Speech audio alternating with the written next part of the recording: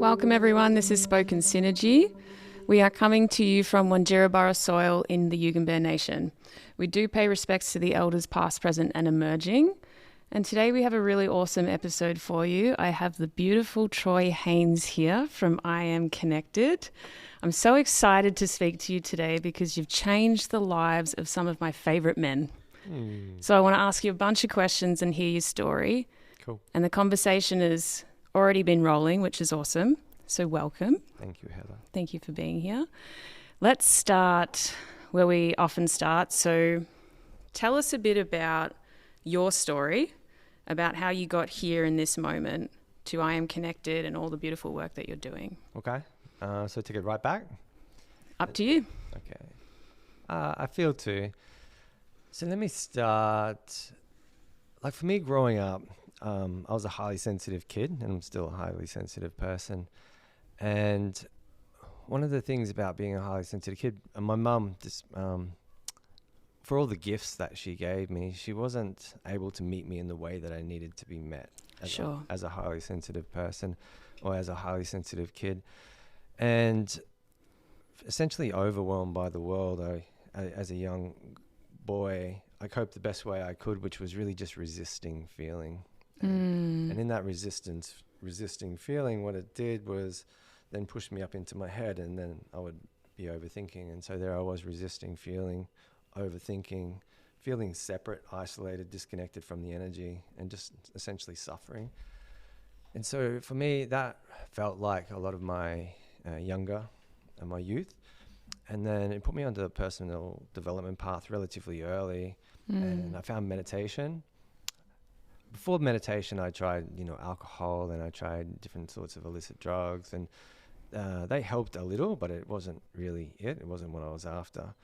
But when I found meditation, it gave me space from that overwhelm. And it was in that space I got like insights, I got awareness, and I was able to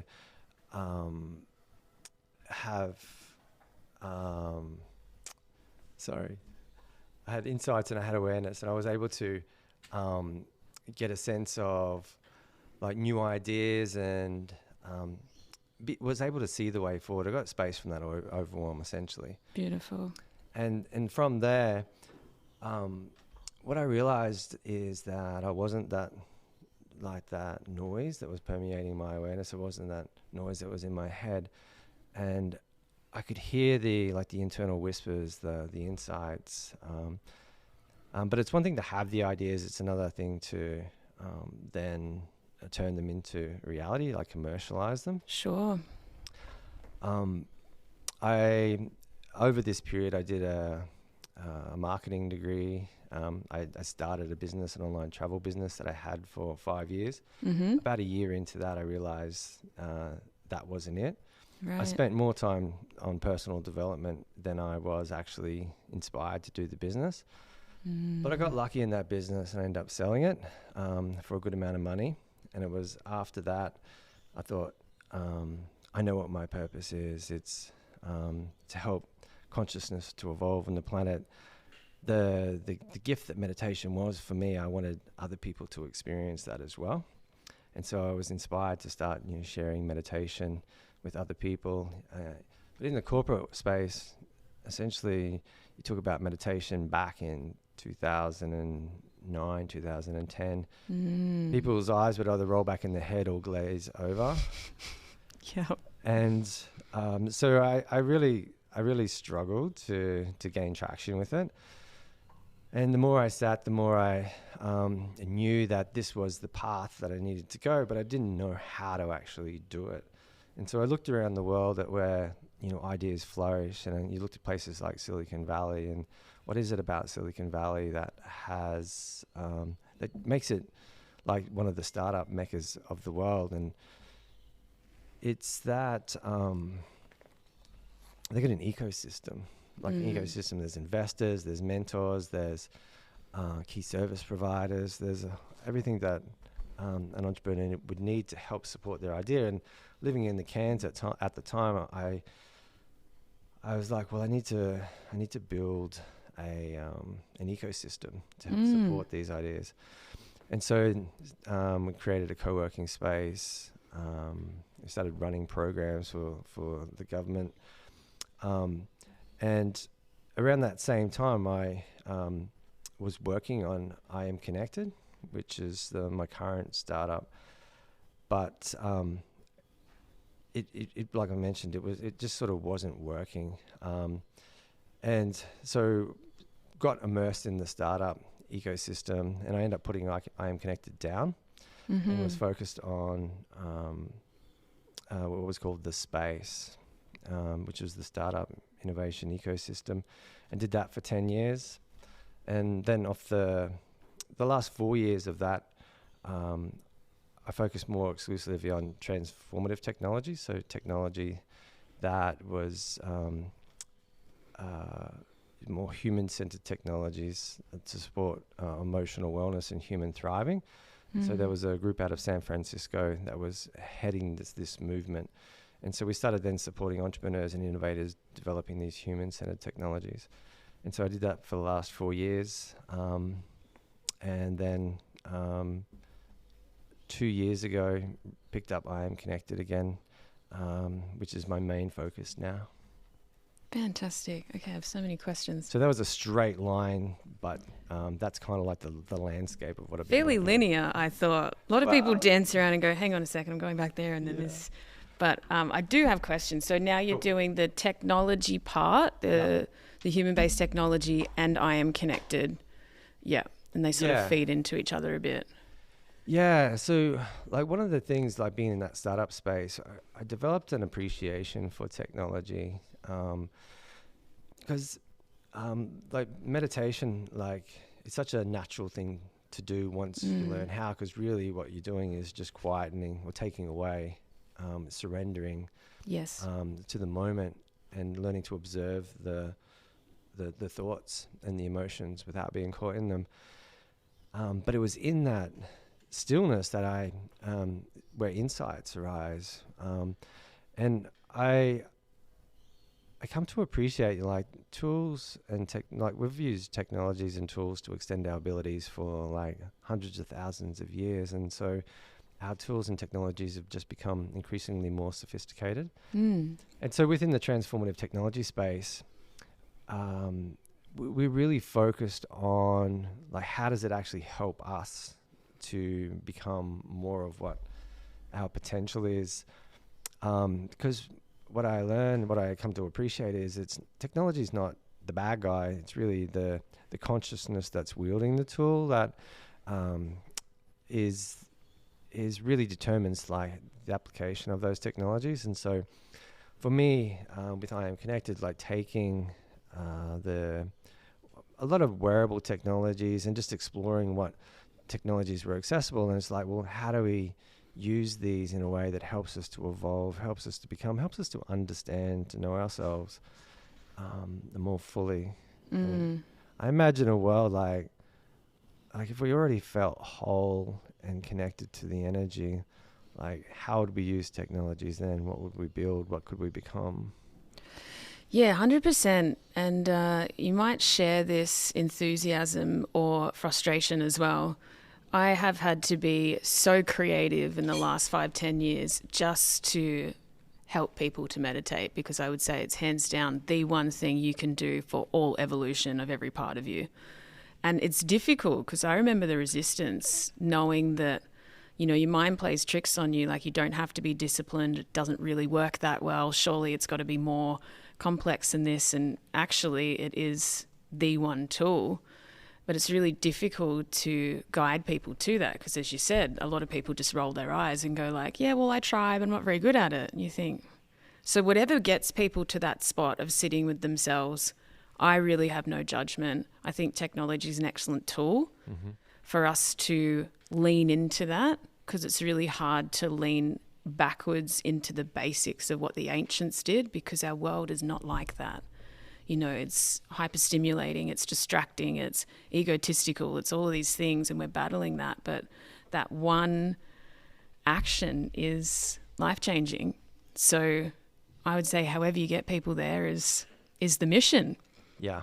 But I'm also wondering about because this lights me up too, the sensitive boy whose needs couldn't be met. I can definitely feel into that. Not by the system, not by your mother, probably not by anybody else around you. Do you know the times in your life where you might go into that old default programming around repressing those sensitivities or those feelings? Do you know the indicators of that? Does it happen much anymore, or? I think it's just the default state Yeah. for myself, and I dare to say most people as well. Oh, yeah. And I think the journey is to learn how to feel again. Like 100%.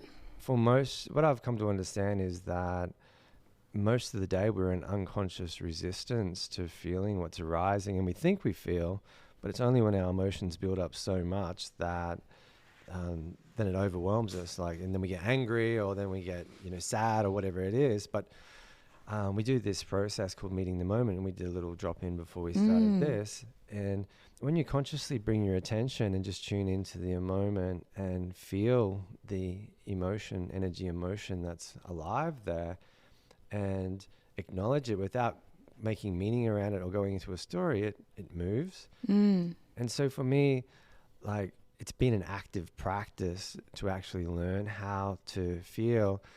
And what that I've come to understand is that's a really powerful way to connect to the present moment. But then it's like, well, how do you stay into the present moment? To your point, it's like, it's actually the opposite for me. It's like my default state is to be in resistance. And the practice is to then learn how to connect to the present moment.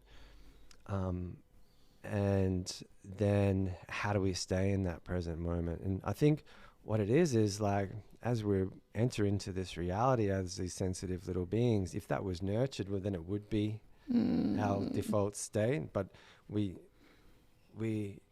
develop this guard, and this is, I feel like, why we feel so stuck and separate and disconnected, is because we're resisting feeling. Yeah. And we have to be willing to feel it all. It's not just like wanting to feel the good, but when we learn how to do that effectively, it's neither not good or bad. It's just energy in motion, and it moves. It's the story that we put around it. The story. Yeah, gets us contracted and stuck in the loops, in the mind loops. And largely this is what IAMConnected is about. It's reconnecting people back to the energy that's all around us, that's in us, that is us.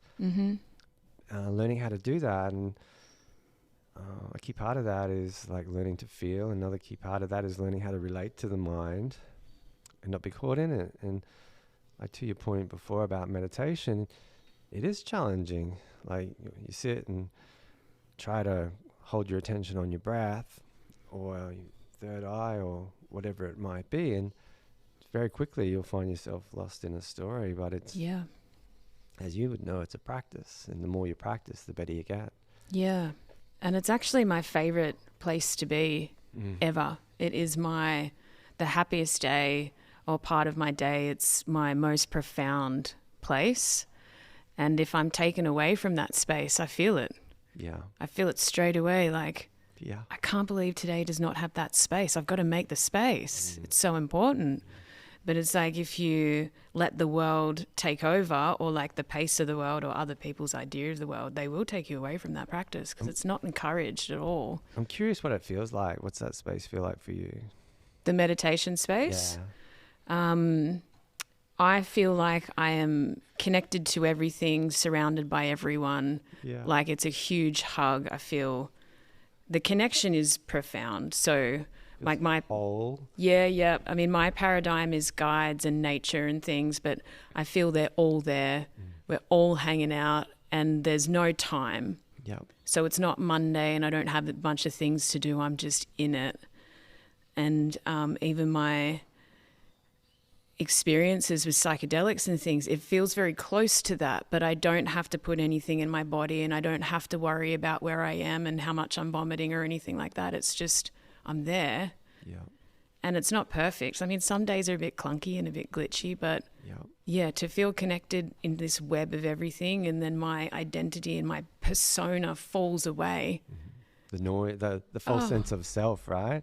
The self goes. We were talking before about like entrepreneurship and you know, like then creating something. And for me, it's in that stillness that we hear the whispers about like who you really are and why you're here and what you should be doing. And so for the people watching this that that are looking for their thing, like who they are and why they're here, like for me, like spending time in that beautiful space that you described is where you hear the whispers, where you tap into your intuition, your insight, and you get guided, right? It's not thinking your way. You can't think your way to it. No. You need to let it come to you through inspired thought. Yeah. Then it becomes a sense of knowing.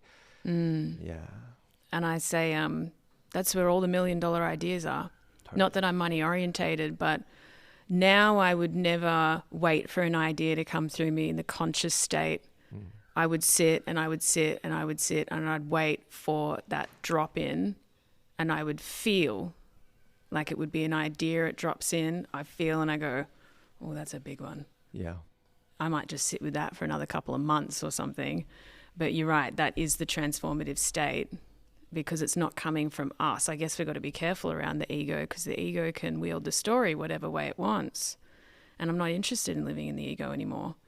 It's this self-perpetuating cycle of I've got to be safe and I've got to be on top, and I'm just not interested. It's painful for me. But I'm wondering do you think the entrepreneur flair for you came from that boy that really didn't get his needs met?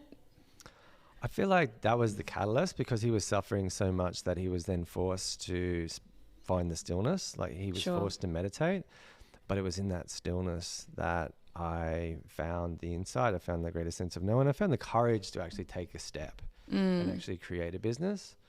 And I remember like the online travel business that I had when I first started, I was praying that the office would burn down so that I could just go back and get a job, because I was just so terrified. And I thought if the office burned down, well, then because I announced to everybody that I was starting a business, and then it would be okay. You know, I wouldn't be like, have my tail between my legs. I'd have a reason to do it. It's just like a lot, right? Because that sensitivity doesn't stop. Like, true. When you step off into that entrepreneurial space, there's a lot to learn. Like there's, it's like wearing 10 different hats all at once. The leader, the accounts person, the marketing, the operations, the product, like HR, like sale, all the things. All of it. And it's like, it's a lot. But then every time I sat in the stillness, it'd be like, this is the path. And, you know, you just got to, it brings you to your edges, and you just got to work through it, and you just got to learn through it. And I feel like for me, like with the ecosystem, and like in Cairns when I was living there and building that ecosystem, that's one of the keys of doing that, is to be surrounded by other like-minded people so that you can support each other, you could bounce off each other, you could share resources, share learning, because it's a tough journey. Yeah, 100%. We've found that too. So I guess it's like creating an inner circle to keep you in that accountability and to keep you in the right container, and having that strategically placed, right? Because we've all got a bit of a lack of community-ness going on. So I'm intrigued that you did that, because it's really potent and important, and you must have developed the skills from that to realize how you're going to nurture and succeed in IAMConnected as well. Yeah, interesting. Because like after I got lucky with the online travel business and selling that, honestly, I had a good amount of money. I took a year off, and then I started working on building IAMConnected properly. And then I was a year into it, I realized that I don't really know what I'm doing here. And I need to, and that's when I started building the ecosystem to help support that. And then I got help along the way. You know, I brought in a business partner and he helped.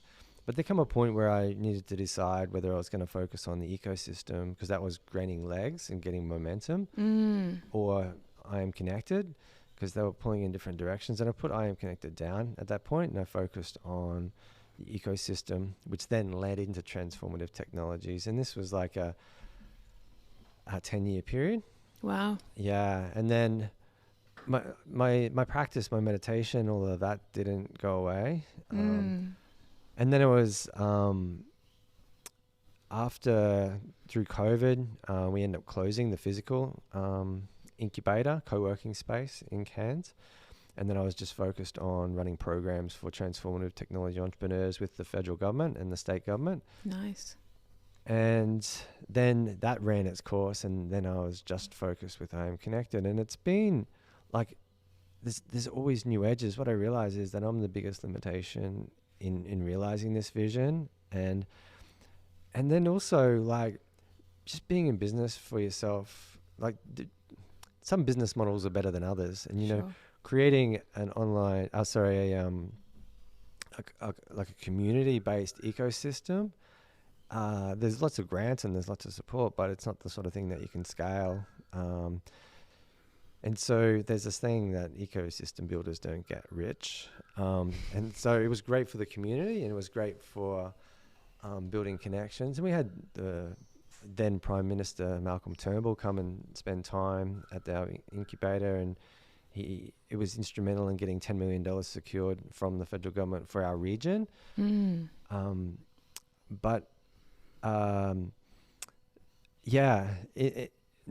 moving back to IAMConnected, I realized there's new edges. There's new edges, and it's not. Whilst I drew a linear line, it's not a linear line. No.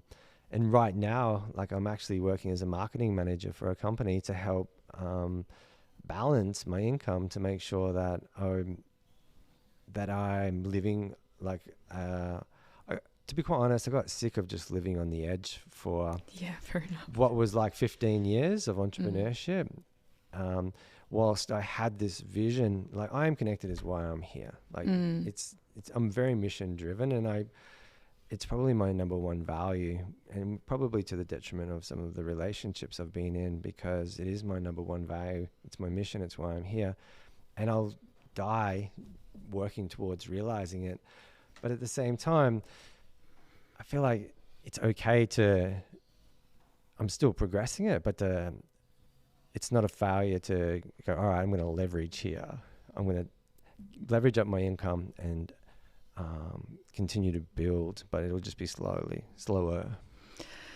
I love that. And thank you so much for saying that you're, mission driven, probably to the point of death, right? Because that can be a confronting part in your relationship sector. Yeah, I definitely know what that feels like as well. But we all have to do what keeps us connected and keeps us sane along this process as well. But you're right, it has to be sustainable. The entrepreneur part is high pressure, living on the edge all the time. If you don't do it, nobody's going to do it. And that sense is real. I notice that's always on my tail. And it's a bit of I love it because it fuels me, but then it's also, you really have to be careful about your resources, because you're not going to prove it to anyone if you crash and burn one more time. Yeah. So how we all find balance is our own journey, and how we find balance with other people and find balance in this world as well. But I love that you said that. And that sustainability piece is huge. We have to keep on pulling ourselves back and reassessing and pulling ourselves back. I think when I was... It's a long game, right? Long game. And as I was saying before we started, we might be in for a really long life here. Yeah. And you feel a lot as I do. I try and feel everything without judgment, and it's horribly inconvenient at times. It does not work well with relationships or travel or structure. It can be completely distracting, and sometimes you have to take 3 weeks out to feel something. It's real, but if we are in for the long haul, it's a day-to-day practice that might take us another 5 decades, 4 decades, we don't know. And that's a long life. Yeah. And I love that that's so much a part of your life, and that you've done it in many different versions, because it's not one thing. I mean, you got to IAMConnected, which I want to hear more about, but it's like all of that preparation, it sounds like, was really you just gearing up for what it is, because it's huge. Yeah. And I take confidence from other successful entrepreneurs, like Steve Jobs said, he dropped out of college, and he just started dropping in on random classes, and he ended up going to calligraphy class, and his reflection was, if he didn't go to calligraphy class, then we'd have boring type fonts on our everybody's computer. And I love that. And he said Apple led the way, and Microsoft just copied Apple. And so, if he didn't do that, we'd have boring fonts. And so, and he would say that it's like we can't know the steps looking forward, but it's when you look back, you go, oh wow, that's why I needed to do that, and that's why I needed to do that. And so, and this is like honoring the present moment more, is like knowing that what is showing up is what needs to show up to realize our grandest vision. And we can, the practice is not to be in judgment of that. I find is it's challenging. It's one of the beliefs that I hold true, is as much as I get frustrated sometimes with things not necessarily going as I want them to, holding on to that belief that everything is showing up so that I can be the realization of my greatest potential. Mm-hmm. And if I keep holding on to that, well, I'll either die trying or I will move into that realization of my greatest potential. Yeah, 100%. And it's the mistakes that make us. Yeah. The bigger the failure, the more nourishment it'll give. You know, when I fail massively, which I do, and expensively, and it's painful, I think, I wonder what this is going to turn into. This will be glorious for that piece that is true lived experience. That's what holds us in high integrity. It's like you're not saying the things you're saying because you haven't gone out there and lived. Not at all. It's like you've purposely lived many different times over, and you're feeling everything, so that when you can communicate your knowledge to other people, it's of authenticity. Like it has to be. But tell me about IAMConnected. I want to know more. What is the mission? How does it materialize? So we've got a digital platform, and it's like I call it a consciousness hacking platform. So what biohacking is for the body, consciousness hacking is for the mind. Love it. And so we track meditation, we track sleep and recovery, and that's through wearable devices. With meditation, we can use wearable devices. So there's EEG devices like focus band, like Muse meditation devices. And so we can draw that data into what we have. Each person's got a user dashboard. There's other ways that we can get meditation times in there. So for me, it's like, are you meditating and how long are you meditating for? It's like supporting somebody with their practice. And sleep and recovery, like Aura Rings or Fitbits, we can draw. So this is objective data into the platform. We can track dreams.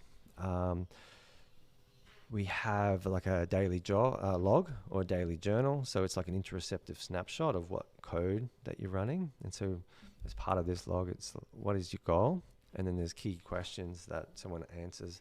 And we encourage it to view it as like a daily journal. This is like a daily reflection of what's actually going on for you. But the value of that is you're actually then sharing that with somebody else, a coach that's there to support you, that wants you to succeed as much as you do. And so also looking at trip journals, like if you're doing a journey, they're able to capture that as well and share that with your coach. And ultimately, what we're working towards is helping people to understand who they really are. Like, who are you? Why are you here? And what can you become? And for me, that's a question, like even back when I was that sensitive little boy, I had that question. I was fascinated by, like, who am I? Who am I really? Like, beyond the stories. And I was fascinated by the fact that we didn't really know what we were a part of. And it's like, it seems to me like, you mentioned like our ancestors and we can't live like them. It's wishing things will stay the same is like dying, essentially, because the algorithm for me, I've come to understand what's the key thing, a part of this reality is evolution. It's moving forward. If you're not growing and evolving, you're dying. You're going to be reclaimed. Yeah. And so it's like, what are we evolving to? What are we becoming? What can I become? And within that, like within IAMConnected, our key journey is really helping people to explore that along the way, reconnect them back to the energy And how we do that largely is by helping them build a new relationship with the mind and not be caught in the mind. It's really you versus your mind is what we've come to understand. Yep. And whilst we blame this out here or the government or this technology or our partners, it's really like they're all beautiful opportunities to look inside at what's going on for us and how that makes us feel. Because all the times that we weren't supported to feel those big feelings, we've come to understand they create a contraction or a trigger. And so for us, we track those through IAMConnected as well as part of our daily log. Where throughout the day did you contract? Like, did your mind start looping, or did you feel a rush of emotion? And then we're able to support the person to actually go back to that time. We use a variation of internal family systems, and we can talk more about that, to what we call unburden those parts of us that at different times in our life weren't supported to feel something, and they have caused triggers, or we've learnt to interface or understand our world in a certain way. And often we call it contraction, because that emotion, in that resistance to feeling, when we resist, it persists, and we contract it in. And so it's like, when that happens, I contract, that emotion gets triggered and it gets stuck in there, and then it fuels the behavior. So we support the person to unburden those parts of ourselves. So that's probably the long answer. The short answer is we're a consciousness hacking platform, teaching people how to relate to their mind in a new way. Yeah, I love it. It sort of reminds me of, and it's probably a collaboration of everything you've done in your own self-development as well, because like going through triggers and giving them acknowledgement and space and understanding the links and how it drives behavior is probably like having a therapist for 20 years, right? Yeah. And just making sure there's a space to talk out in that awareness about what's happening. I think, one of the biggest missions is to feel your feelings without judgment, because there's so much shame around feeling, isn't there? There's like sad and mad are the only things that are really socially acceptable. Everything else needs to have a story. Otherwise, no one is allowing themselves to feel it. But what if in this moment I was just feeling hatred, and that didn't need a story or judgment? It was just what my body was collectively picking up. And that curiosity can take me towards that. So I love all those hacks. Journaling is one of those life-changing, therapeutic, 100% works for 99.9% of people. If you had nothing else, no one to call, no one to talk to, that is the other practice if you did meditation and journaling. Yeah. And again, it's about getting people to those things, those atomic habits that really work. But it sounds like you found a really efficient way to do it.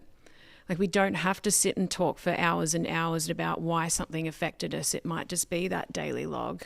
I find also actually talking about it is relating at the level of mind. Yeah. And what we're learning to do is relate at an energetic level. What's the emotion that's underneath that story? Sure. And when we can connect with that emotion that's underneath that story and identify where else in your life you felt that emotion, it often brings us back to an inception point. Yeah. Where did you first learn to relate in that way? And then we can support that part of ourselves, and we call it unburdening. Yeah. And it's bring love and compassion to that part. Yeah. And so we bypass the story, and then what happens is that contracted energy gets released, and then the story often just falls away. Because when we look at like cognitive behavioral therapy, and I just want to be clear, I'm not a psychologist or a psychotherapist. I'm just somebody that has used these tools, and they really work, and wanting to share them with other people. And I find that we don't necessarily need to go to a psychotherapist for like 20 years, but having a community of other people that know how to use the tools, we can support ourselves to heal. 100%. And that, that sleep and the daily energetic space is really important too. I'm super health orientated, because I think that's where all the awareness peaks and where all the healing starts, is if you're regulated nervous system and you're sleeping and eating well. It's like, Totally, yeah. that is the hardest thing to guide people towards, as in it's like, it's so important. It's ridiculously important. And that can be counterintuitive for a lot of people, and particularly with what the system sort of feeds us. It's like this, no, you just have to like drink coffee, keep going, be really busy, and somehow feel like you're rebellious because you stay up till 2 a.m. And I think that's never going to work for me. I don't like that. But what does it take for us just to sleep and eat and regulate all the time? It can be a big effort to guide people towards that, right? Totally. But I agree with you wholeheartedly. It's like, if you're working 100 hours a week, I'd like to suggest probably at least 60 of those, or even probably 70 of those, you're being inefficient. Yeah. For me, I'm in flow. Like the brain as an organ, it needs rest, and you can only get so much peak performance out of your brain a day before it needs to be rested. And so it's like maximizing those flow times, making sure you're getting effective rest. And we use like technology to track sleep. I don't know, people say to me, yeah, but I sleep great. Sure, that's awesome. But let's measure it anyway, because there's optimizations that we can have along the way. We look at, and this is where the tech steps into its own, because it creates a feedback loop. It's like, if I do this, I have a late meal. Wow, that affected my heart rate variability and affected my deep sleep. Maybe I shouldn't eat that late at night, or maybe I shouldn't eat this sugar, or maybe I shouldn't have this alcohol, because that then affects me the next day, which then could bring out a whole flow-on effect. So it's like what we've learned within transformative tech. It's the technology can help across the spectrum, from mental health, where a lot of people are challenged right now, into well-being. But well-being is not the end game. It's then human performance and human potential, and then even potential beyond human. And so there's an optimization piece in here beyond just getting to health as well. Yeah, 100%. I think we go from let's stay out of disease into, well, everything can improve. And we have, as humans being, we have a fair amount of control over that optimization as well. It's really just about conscious choice, effort, discipline, all those things. But I just like to run experiments. Like, what if I did sleep better? What if I did eat even better? What if I thought even better? And not to put pressure on myself, but I'm just insanely curious about it. But sometimes I see the gap in that relatability, whereas people are just trying to survive every day. And I remember what that felt like. Yeah. And I remember stashing all of my feelings and not prioritizing my needs. And I would never choose to go back there again. Some people have this very strange advice about like, just put that in a compartment in your body and never look at it again. And I think that's a tumor for me. Yeah, exactly. That's a tumor. Yeah, and science is more and more showing that physical manifestations of disease have their roots in unresolved emotional trauma. Yeah. So if you have to, and it's like that point of healing, like, actually, no, I want out of this game. I don't like the game that I'm playing. I want out. Okay. So we might have to go back and clear out all your memory of what you've been in and apply the work, but you will end up in a new reality. That's that consciousness hacking thing. And once you're there, you're the artist. Exactly. So. And what I was going to say, something, it slipped past me, but in terms of consciousness hacking, it's building a relationship with that story is a key. But the thing is, that story gets laid down like between the ages of 0 and 5. 100%. 90% of our code gets installed, and unless we take conscious effort to actually change that, well, then we just live out that code for the rest of our lives. And this is what I was going to say, but like the technology and the practices help at the mental health level. Like, you do your meditation every day and start with 5 minutes, build it up to 10. We look at your sleep and they're like, well, make sure, are you getting effective deep sleep, REM sleep, enough sleep? And then we can get that up, and that's going to help just general well-being, the journaling. But then from there, it's like, all right, in well-being, now how do we optimize? Like, how do we push those boundaries? How do we look at the story and see where it is limiting you? Given that between the 0 and 5, we've been all collectively conditioned by a story from the past. Does that mean that's the truth? Like, what is the truth? We don't even know what the truth is. Well, this is where psychedelics, I guess, in the psychedelics renaissance, is helping to strip away that conditioning and show us a truth that, or show us a reality that may be more true. Yeah, 100%. And I would say that a lot of that work can be extreme at times, but I remember needing something extreme for some very stubborn programming that I just could not get rid of. No healer could touch it. No amount of supplementation or health related things. It was like I knew that there was a massive limitation on myself and I had to go to extremes, and they were scary. But it is this huge, like, unburdening, as you say. Now you're like, okay, now I can create something that feels a bit more to me. Cost vitality, like maintaining, like hiding that, compartmentalizing what someone might say to stuff down. It takes energy to keep that there. It does. Yeah. And it takes energy when that becomes very burdened to stay in an optimistic state. Yeah. I remember having to work so hard just to be optimistic because I could feel that something was chewing up all my resources. And it's that level of don't talk about it, don't address it, it's not appropriate, this is not the time, don't speak up, don't say that. But I just wanted to be able to have the freedom to know like what my coding was. And it's not perfect, you can never rewrite it all in one go, but now I figure every time I meditate, every time I prioritize nutrition, every time I say no when something doesn't serve me, I keep the right coding in place. Yeah. So that puts you in a place where you can pull out subconscious stuff, look at it and go, do I want this?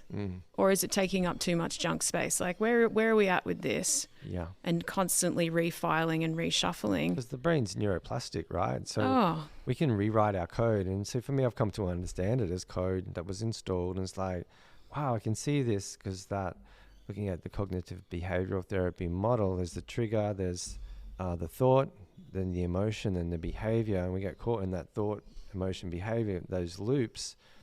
But learning to heal that, uninstall those programs, means that we can then choose something else. Totally. What habit do we want to install? Yep. Who do we want to become? Yeah. And it's in that stillness that meditation opens for us that we get those insights. Within IAMConnected, we kind of look at 3 key pillars. There's capacity building, which is the meditation practice and consistency of learning to relate to the mind and not be caught in it. How do we observe the mind? Sleep and recovery, so optimizing that. And then there's pattern breaking. Nice. So looking at what patterns are we running, what code are we running? Is that supportive of who you're becoming? Forgiveness is a big piece because if we don't forgive, how do we forgive? If we don't forgive, well, then we're just caught in the story again. Yep. And then the third pillar is paradigm shifting experiences, which is what you sort of alluded to before, those big radical things that shifts. For me, it's like stripping away the veil for a moment just to experience something so incredibly monumental. And then it's like coming back, how do we then integrate that into our reality? And so then we look at beliefs and habits. Yeah. So capacity building, pattern breaking, and paradigm shifting, like the 3 key pillars that I think help us to move further along the well-being spectrum to becoming who we really are. Hey, lovelies. If you're resonating with this content, don't forget to like it and subscribe to the channel. It really helps us out, helps out the channel, helps us to make beautiful content for you all. Don't forget to comment down below too if you want to share your experiences, ask us a question, and send in some requests. We'd love to know what you want more videos about. Once again, thank you for watching, and we love you all so much. Yeah, and I know that feeling of being in touch with, as you would call it, like exponential growth. And it's a profound feeling but there's a different pace to life, and it's actually not as rushed as I remember the world to be. I remember always rushing and always needing to be somewhere and feeling like I needed to fill gaps and then not being okay. But this level of growth is that every day you can just be upgrading, and that feels very calming in a way because you're connected. Yeah. And it's like, that's how nature goes. Yeah. It can feel very still for amount of time, and then it can radically change, like we saw with tornadoes and things. It was just changes here. Yeah. Yeah, we're different. Yeah. That's it, full stop. And I think if we're all connected on that level, we can go at our own pace, but we're going to have to exit out of any system, any group, or even any relationships that just don't allow us to be free, even in that nature. If I want to slow down, then that's my right, and I can be as slow as I want if that serves me. And if I want to go really quickly because I'm in a creative streak or whatever that means, then I feel I am allowed to do that. But it's everything else and how that fits into expectation, which I find is the biggest barrier. So would you speak to that piece around when we do start changing and healing and improving our sleep cycles and building capacity and changing our belief systems, which is just beautiful? How do we stay on top of that, knowing that there's so much that's a part of the world that doesn't want us to be there? That's what it feels like anyway. For me, it comes back to just the daily communion with the stillness. Like it's it's the guide. Like when we're in the mind, when we're in expectation, when we're in somebody telling us what to do or what to believe, well then that's just somebody else's mind telling our mind what to do. And I feel like in terms of you mentioned exponentiality, like our brains experience this reality in a linear sense. But the thing is, like, technology is evolving exponentially, and life itself, like when you zoom it out, life itself is evolving exponentially. And so it comes back to that it's you versus your mind. And your journey is with sitting with you and your mind and learning to relate to your mind, learning to heal what pulls you out of this present moment and contracts you into a story, contracts you back into those mental loops. Because it's not for me to tell anybody what they should be doing, like whether it's believing in this or believing in that. It's really like I can help teach you the skills to be able to connect to. For me, it's like the ultimate truth. There's so much mistruth out there, and it's only going to get wilder and more prevalent as we move into this era of exponential technologies with deep fakes. Like I could be sitting here watching a video of you that looks like you, sounds like you, but it's not actually you because it's been artificially created. It's like, how do we know what the truth is amongst a world like that? We find it in that stillness. And so already in today's society, like how do we know what the truth is? I remember watching Zeitgeist. Have you seen Zeitgeist? Yeah. When I first watched that, I was like, I felt sick afterwards. I was like, all my life I've been lied to. I don't even, what is real? What is the truth? And for me, finding the truth is taking the time and just sitting and connecting and being led by that, the supreme intelligence. Yeah, 100%. I really agree with that. And it feels gentle, doesn't it? And it honors each individual for the reality that they can create. Yeah. And if more of us feel like we're connected to our truth, then we won't worry so much about what other people are doing with their time. It seems almost ridiculous, doesn't it? It's like, that's not the truth. Well, if that person wants to express their truth in that moment, can't they? Isn't that allowed? Yeah. But any version of the truth that comes through me today is probably not as profoundly central as that time in silence, because there's always pressure from the world and there's always reflections, which I love. But I would like to think that even when you are a simulation, if I'm sitting in my truth, I might not be so bothered by it. Yeah. If it's creating an awesome part of my reality, then great. And I feel like that, because in an exponential reality, like there's infinite realities. Mm-hmm. And how the brain works is like my version of reality is different than your version of reality based on how we were conditioned from a young age. You're familiar with the reticular activating system, like the RAS? No, tell me. The RAS is like this filter that sits between the unconscious and the conscious. Mm-hmm. And so what it does is it filters out what's not life-threatening nor considered important, because if it let through everything into our conscious awareness, we'd be even more overwhelmed than we are. Sure. But as highly sensitive beings, we're streaming billions of bits of information through these sensors. And so it filters out what's not life-threatening and important. And say, for example, you went to step off a curve and a car was zooming around the corner, it would let that through your awareness so you could see it and so that you could step out of the way. Mm-hmm. And using the car analogy again, have you ever gone to like buy a car and then you started researching around and then you researched a particular car and you didn't see those cars on the road before, but then all of a sudden those cars started appearing everywhere? Yes. They were always already there, but you were screening them out because they weren't considered important to you. Got it. And so what's considered life-threatening and important shapes our view of reality. And things like Facebook, they feed this cognitive bias is what it's called, because they want to sell advertising. So they feed what we want, but what it thinks we want into our feed. And so I'm looking at something and you're looking at something. It's like, no, reality's like this. And you're like, no, reality's like this. Mm-hmm. And so coming back to that still point and spending time in that stillness and connecting to the truth of who we are and holding on to that, that's going to help shape how we experience and view our reality, as it will for other people. And so if we're vilifying something outside of ourselves, that's the reality we're going to be creating for ourselves moving forward. And so it's likely that everybody will get to experience the reality that they are choosing to create. Yeah. And so taking radical responsibility for ourselves moving into this infinite exponential future I think it's really important. Yeah.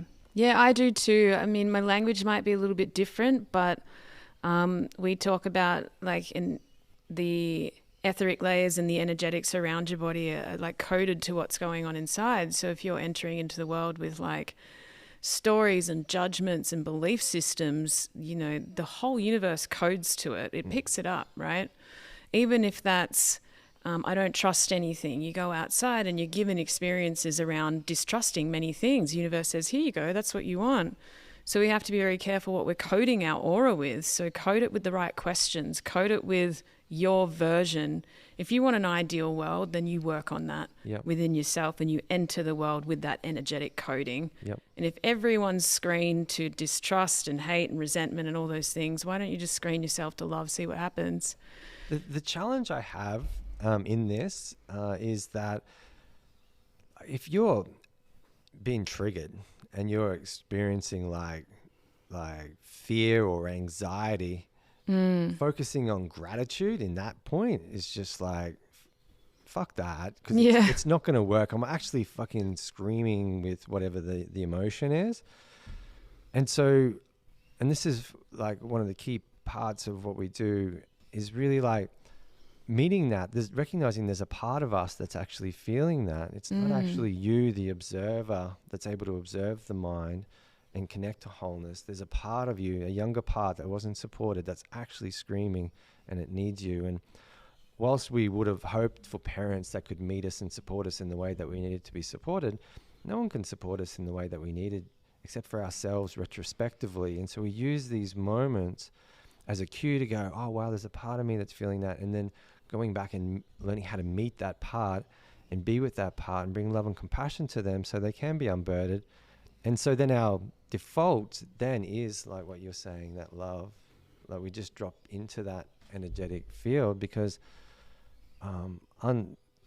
underneath when we learn to feel it all, the fear, the doubt, the worry, and meet it, and what we learn is that we drop through into that which underlies all things, which is love. Yeah, 100%. And I think it's more accessible then, because you are finally prioritizing your own needs. And that's the most important, which is not the way we're programmed to be. Yeah. I think there's still a lot of programming around codependency and like what we should be to each other and and how many people we have around us. But it's like you being in eternal love with yourself is that central piece. And no matter what trigger shows up, I'm going to give myself the opportunity of everything that I need in that moment. And it's okay that I didn't get that. That's fine. Release everybody from that. But going back to that central place over and over again. And it is time consuming. It is a full-time job, I think, to feel everything and to stay in compassion. But it's highly rewarding. And then you can create all this beautiful stuff from it. Because when you create from fear, you create in this very strange, haphazard way. Have you noticed that? You're in the mind, yeah. Yeah. You're in the mind and you're disconnected from the energy. I feel like it is hard, but it gets easier the more you do your practice, you know, like you get a good night's sleep, you do your meditation, and you're dropping in. And then it's like, what pulled me out of that? You mentioned that before. It's like, there's some that triggered me, and now I'm caught in this mental loop that makes me feel disconnected. That becomes then the beautiful opportunity to meet yourself and to bring love and compassion to that part of yourself, as opposed to go, my partner did this, their shit, you know, you made me feel this. It's like, then we're missing it. Yeah. We're missing the opportunity to, I've come to, and this is where we look at beliefs, I've come to understand that the whole of life is not happening to me, it's happening for me. It's trying to bring me back into wholeness. So the life experiences show up to help mirror back, where am I holding on to something that's unresolved?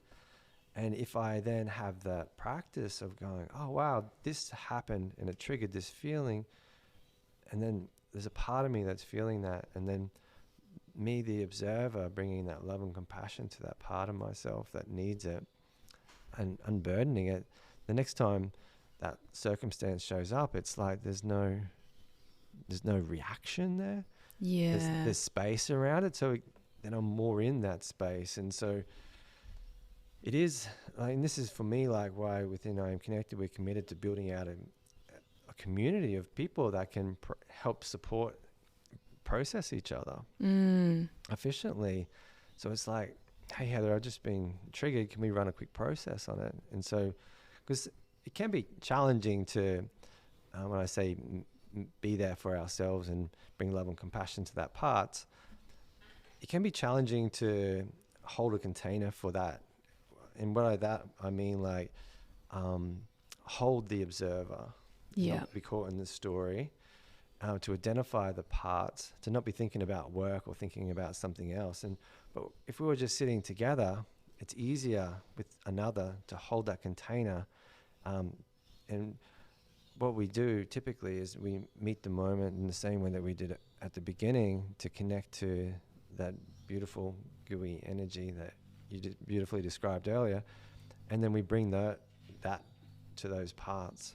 Yeah, which is beautiful. I think it's life-changing to be able to have that level of communication and support within a network. Yeah. There's nothing more rewarding for me than a connection with other people that are invested in their own self-responsibility.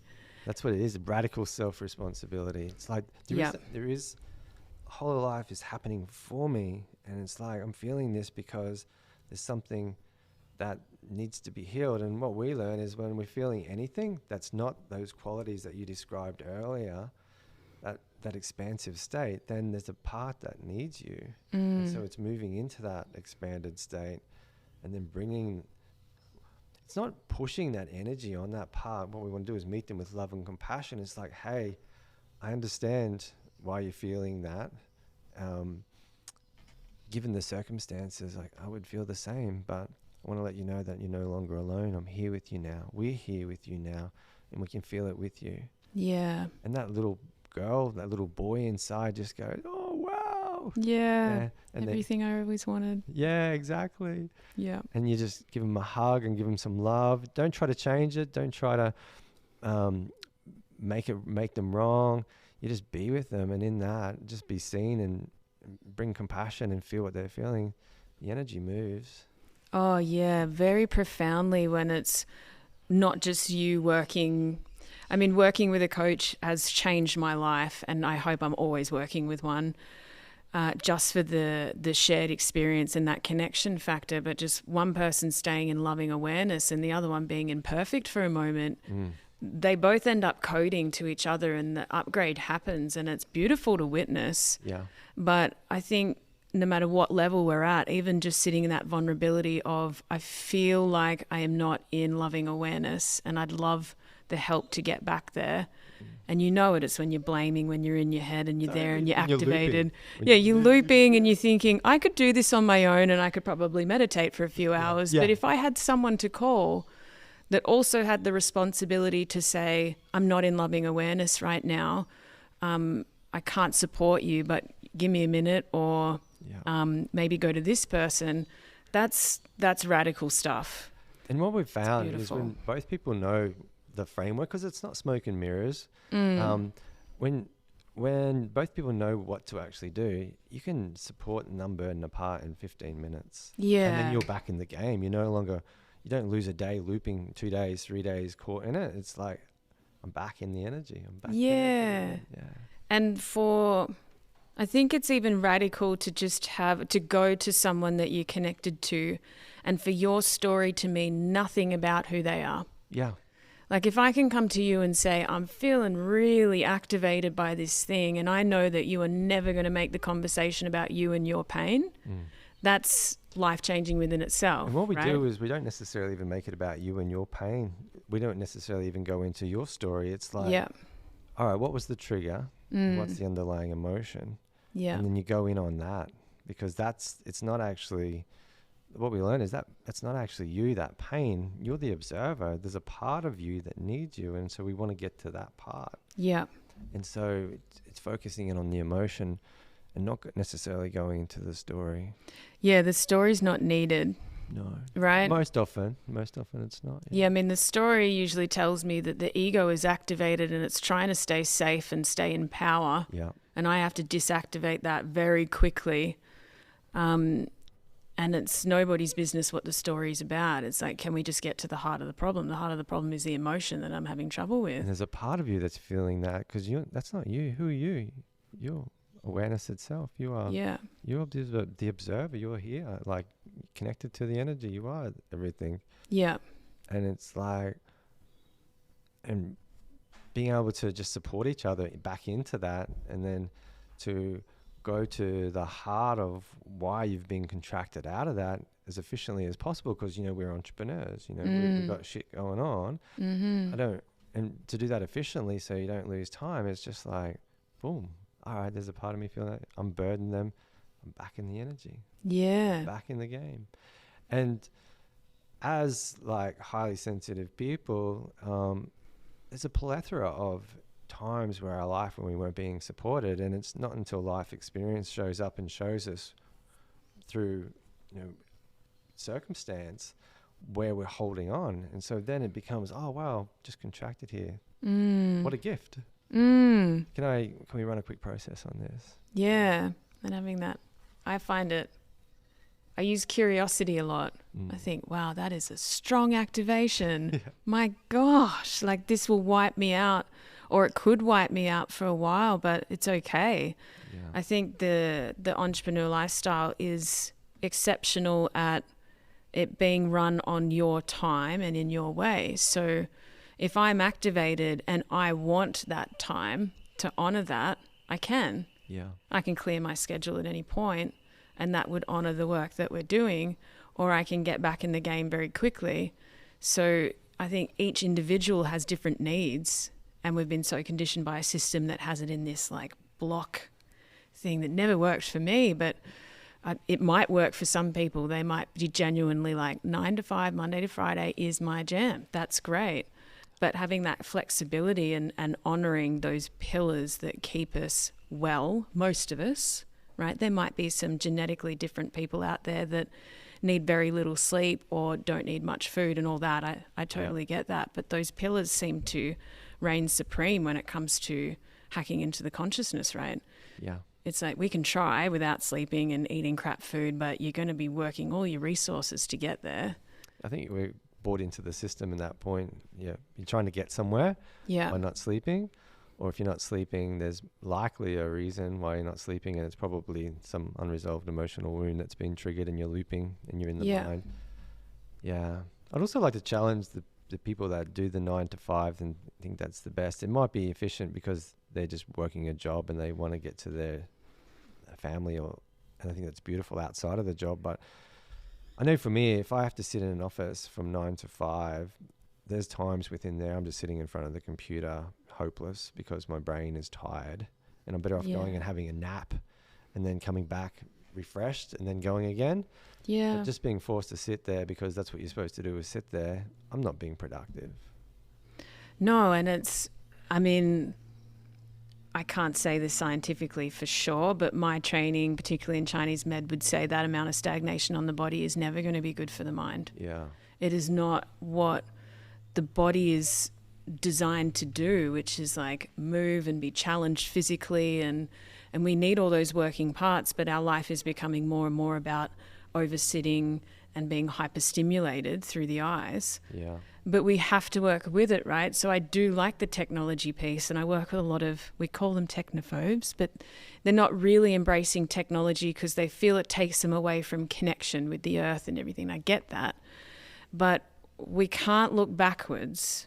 I know we would love to go back to hunter-gatherer community styles and make garden plots and everything like that, but I'm not fully convinced that that is our best pathway. I think it's great to take a break and be healthy, but we are consciousness hacking. We have to get ready for what is coming.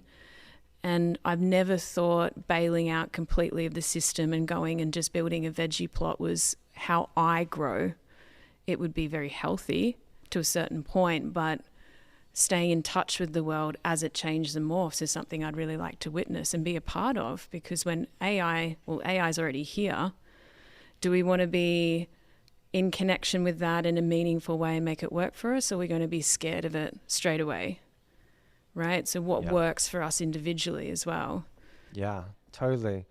And it is that. It's like, what relationship do we want to have with it? It's like mentioned at the beginning, it's like the technology is agnostic. It's the consciousness that wields the technology. And sure, there's some questionable players at the moment that are leading this, and that is a challenge. That's something to be addressed, but it's not going to change the system. This is not going to stop. Like, evolution is going to keep moving forward, and technology is a key part of that. And it's not just AI. AI is definitely a big part of it, but it's virtual reality, augmented reality, it's quantum computing, it's synthetic biology, it's nanotechnology. It's almost like there's a perfect storm that's coming that's set to just explode in ways that we can't even imagine. And for me, I'm excited by this because, I'm connected to the energy, and it's like trusting that there's going to be opportunities in this to become something that we can't even imagine. Like when you look at AI, they reckon within the next decade, it will be 1 billion times smarter than your average person. Einstein was twice as smart as your average person. Like, we can't even imagine what that could mean, but the potential for becoming is like, wow. And it's like anything. There's no smooth sailing. There's problems to be solved along the way.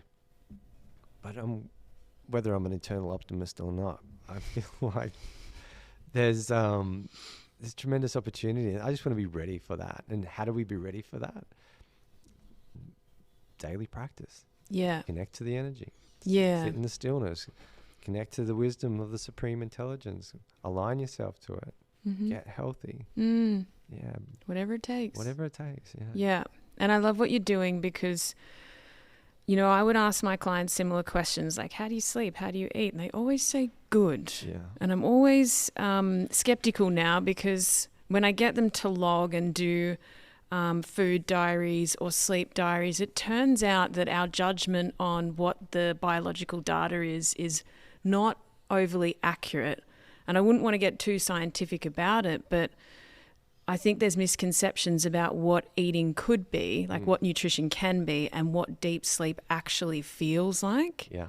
Like 8 hours lying in your bed with less consciousness than being awake is not sleep. And eating what the internet or the government tells you is nutritious is also not your nutrition, your constitution, and the way your body rolls. You know, we talk about that in Chinese med. It's like your constitution is, you know, what you were born with, how the cells operate, what your default programming is. Not everyone is designed to have this diet or that diet, or even flow with the season in a particular way. We have to figure out what works for us. Yeah. And the only way that I've managed to do that is with non-judgmental awareness, scientific testing, and probably a little bit of intuitive knowledge on the side, because that's the holistic part. But you need the data. Yeah. And I know the data can be skewed by, you know, if your blood tests one day, it might change the next. That's what we do with acupuncture trials. It's like you could acupuncture the body and the cells change instantly. But at least we've got a metric system. So when you say good, is it actually good, or could we be better? Or do you have enough knowledge to know what good would actually mean? Yeah. There's always room for improvement, I've found. And maybe one day we won't have to worry so much about eating exactly the right thing. It might be biologically enhanced somehow or whatever, but those pillars are always going to be the strongest means. So I agree. if we talk about the entrepreneur journey, because you must get some really cool results with the people that you work with that, those paradigms of information. What are some of the results that you see? Is it just watching people actually go into wellness and then create something? What do you see the most that's exciting? The most exciting thing for me that I think I do is help people relate to the mind in a new way. Yeah. Yeah, and reconnect them back to the energy. Mm-hmm. And in that, connect them to a greater sense of who they are. It's like, who are you and why are you here? It's not for me to tell them like what they should do, but the stillness will guide them. So by doing that, by teaching them how to relate to the mind and not be caught in it, and helping them to develop that they could use capacity building skills, sleep optimization, meditation practices, daily reflection through journaling. It really does connect them back to the energy. And so it's in that they just become inspired to do more of why they're here, why they're here. And so well-being is definitely a part of that, but then it moves into, you know, human performance. Like, what was your edge is no longer your edge. It's like, just getting to well-being is not the end game. And so a key part of what we're working on with IAMConnected is then building out that supportive community that we can lean on to push each other. Yeah. Push each other further. Like one of the people that you and I both know quite well, we're constantly pushing each other in boundaries and hacking what we thought was a limitation is no longer a limitation. It's like, this is the new edge. Yeah, those glass ceilings are real, right? And that accountability piece is very strong. Yeah. And I do think it's a time where particularly those in that masculinity are going to shine. As women, we've had this profound sort of empowering journey, and it's still going. And then watching some of the men in my life push through those conditionings, that program, those glass ceilings that really the world's told them they have to be a certain way. And just honoring how people work. If you honestly work in isolation better without anybody around you, then I honor that. That's great. But what if we brought some connection in and some accountability with someone that wasn't there to give you the coulds and the shoulds and the woulds, was literally there to witness your journey and say, I think you got a little bit more in you. Yeah, let's see. Yeah. And honored when you needed to take breaks and rests and everything. That can be so profoundly potent. Yeah. And I've seen that play out. It's incredible. It's life-changing as well, that connection piece. Yeah. And what does it actually take for us to stay in connection like that? Yeah, there's work there, right? Yeah. There's 100% a lot of work there. But if both are taking that self-responsibility and we hold it, then I think it will be exponential growth. That community network piece is so potent right now. Yeah. I'm not interested in doing anything all on my own anymore. That's the ego game. That's the industrial revolution stuff that I'm not really buying into anymore. It is this self-responsibility and then being seen in a network of people without hierarchy. Yep.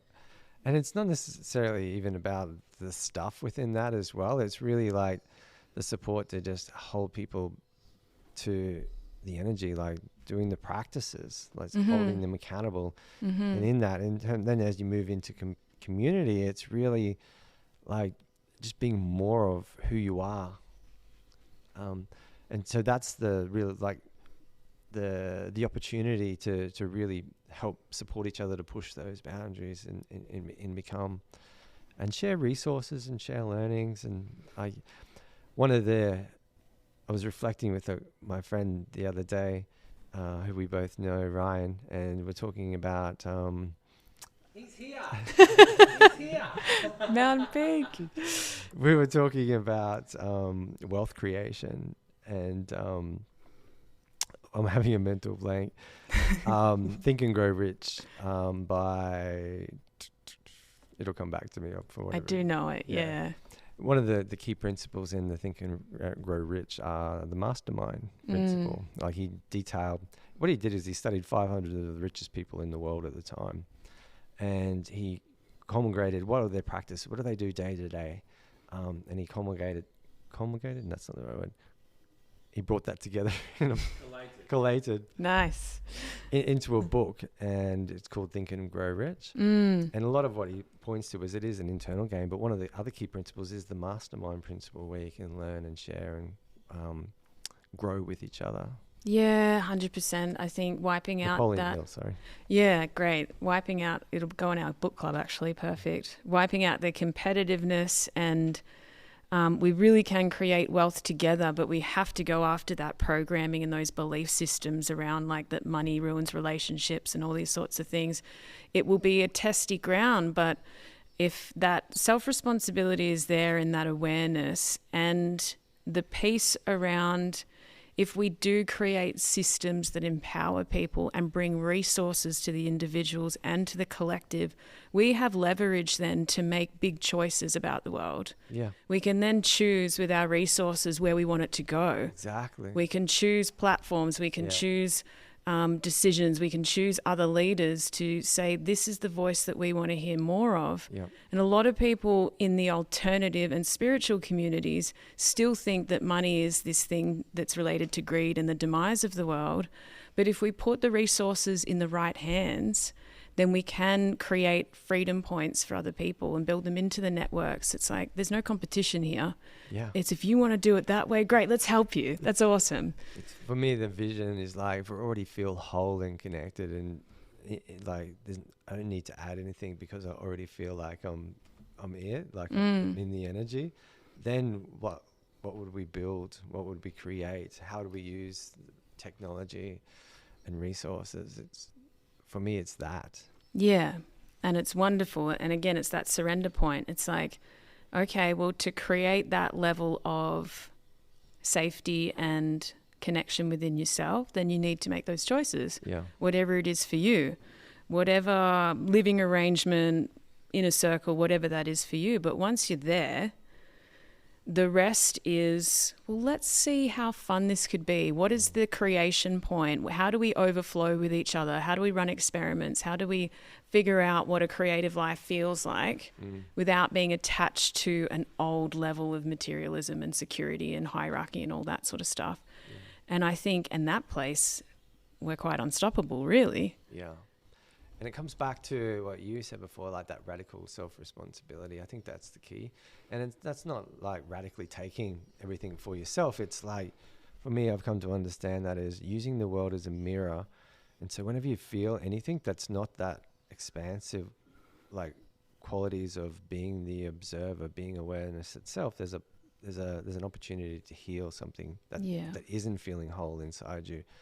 And in doing that, we trust that the Supreme Intelligence wants you to become like an expression, like the greatest expression of your potential. And all we need to do is look around at nature. Everything blooms and becomes like what it's meant to become.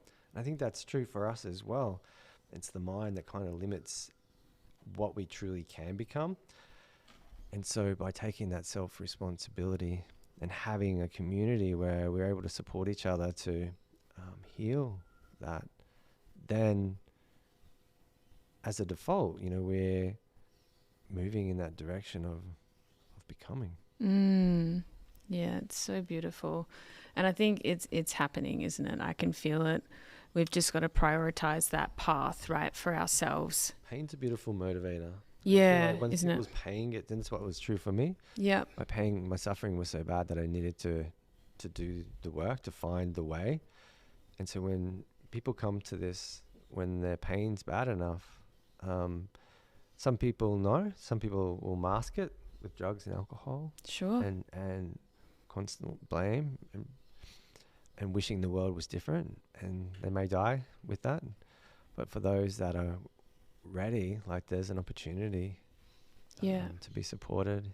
Yeah, massive opportunity. And I will honor that it takes a lot of courage to take those steps. It feels as if you are jumping off that cliff and there's no safety net. Yeah. And that's how profound it can be for some people, just to step out of their coping mechanisms, right? And to say, like, oh, my coping mechanisms are actually my demise now, but I can't get out of it. And we're admitting there that I'm actually not okay. I need help. I need help. And that's a big step, just going, I need support. Yeah. And it's okay that, because I hear this a lot, it's okay that there's a lot of people around the world that don't have as much as we have, and we're still comparing our journey to other people. But if you need help, then that's the bottom line. It doesn't matter if you're super abundant with all the things that the world wants you to have. If you're not feeling in connection point with that life, then you still need help. Yeah. How many lonely, sad, rich people are out there that need help as well? Yeah. It doesn't matter what we have materially, because I hear that a lot. Oh, but other people are so worse off. Yeah. Can we just honor each individual's path and what they're creating? Yeah. And even when it looks good on the surface, we can still need help and support to get back to who we are. I want to say something that may be a little bit controversial. Please. But it's like we talked about before, how our brains, which I call like a headset, like this is like a VR kit. Sure. And it's when we look at some of the science, we're rendering our experience kind of how it's happening based on our filter, based on how we've been conditioned. And this is our haptic suit. It's drawing in lots of data, and essentially there's a story that's being fed into that. Potentially that story is just that, it's just a story. Like, and we make other characters real, but maybe they're NPCs, like non-player characters. But then that story that's being fed in, like, is that really real for us right now, that there are people starving? Sure, the mind makes it real. The story feels real, but is it actually real for us in this moment?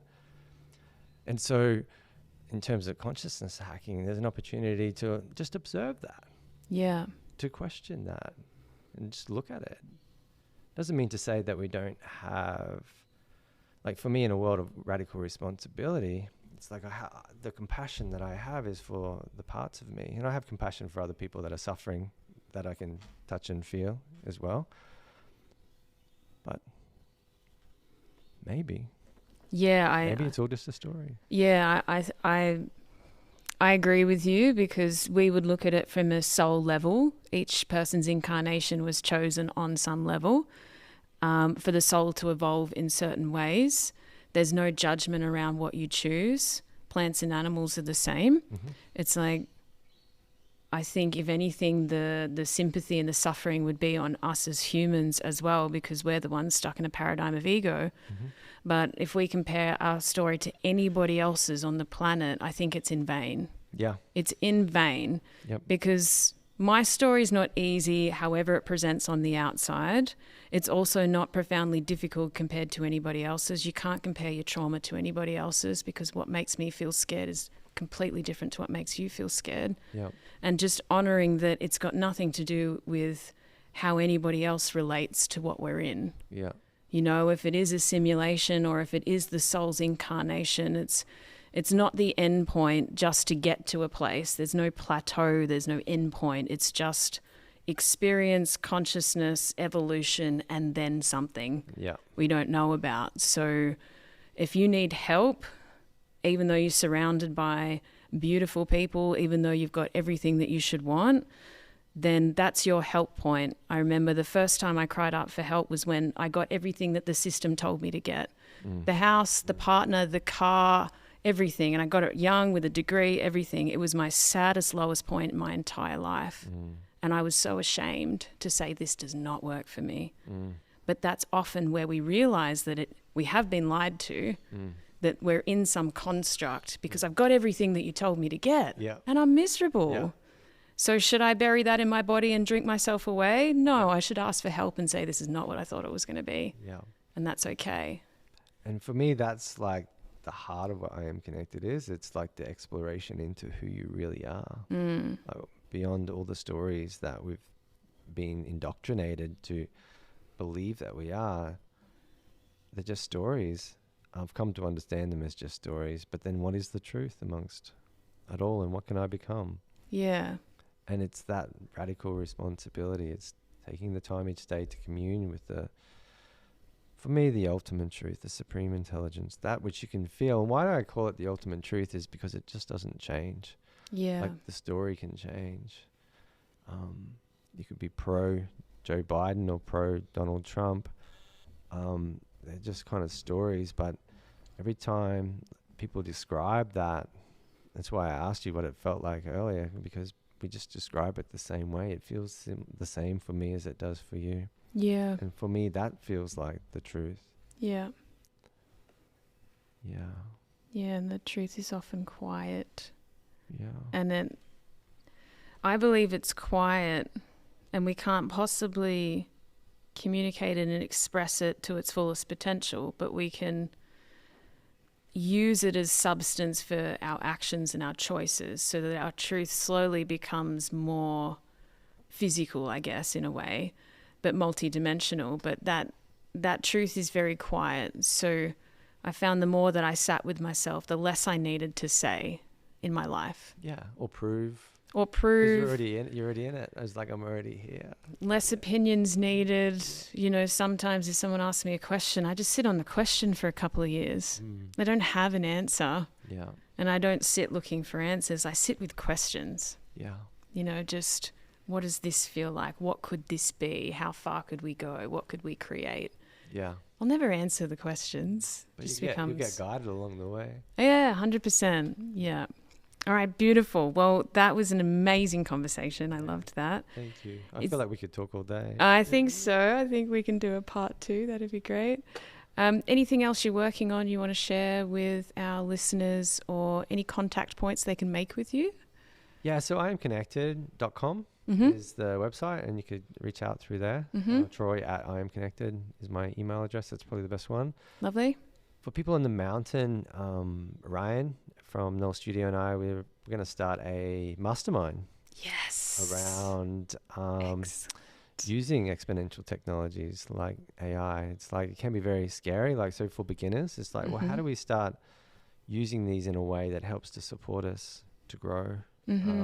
So not necessarily hating on them or pushing on them. It's just like, well, using these tools is going to help potentially give us an advantage. So how do we begin adopting them into our life? And so this will be Monday on, I think, in April, mid-April we're going to start. Excellent. So yeah. Tambourine Mountain, right? Tambourine Mountain, for mountain folk at the Null Studio. The Null Studio. And yeah, like I'm always, I'm working intimately with people at the moment. So if anyone listens to this and is interested in going on a journey, I do 12-week journeys with people, where it's a journey into you, discovering who you are. So it's one-on-one. Yep. With the tech. With the tech. With the platform. So we interface with the platform. So we're in daily communion. It's kind of like you're letting me on the inside. And we're looking at the code that you're running.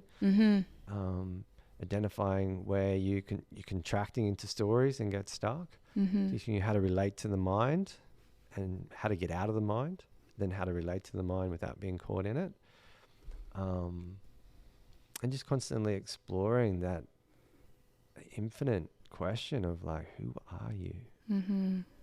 And what can you become? Like, why are you here? I love that. So many people out there looking for quote unquote purpose. Yeah. But it feels like it's a daily exploration, and then we decide how we're going to express it. Yeah, 100%. Well, thank you, Troy. That was an amazing conversation. Thank you, Heather. I appreciate the opportunities to chat. It's been beautiful connecting. Awesome. And we'll put all your details down below. And if anybody's watching and you want to get in touch with Troy or with Ryan at the Knoll Studio, please do so. Ryan's here doing all the things in the background, so please let him know. If you want Mountain Peak Media to do anything for you, we all need content at the moment. We all need to get our voices out there. So this has been Spoken Synergy, and we'll sign off there. Thank you so much for joining us.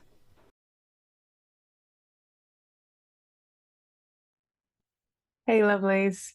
If you're resonating with this content, don't forget to like it and subscribe to the channel. It really helps us out, helps out the channel, helps us to make beautiful content for you all. Don't forget to comment down below too if you want to share your experiences, ask us a question, and send in some requests. We'd love to know what you want more videos about. Once again, thank you for watching, and we love you all so much.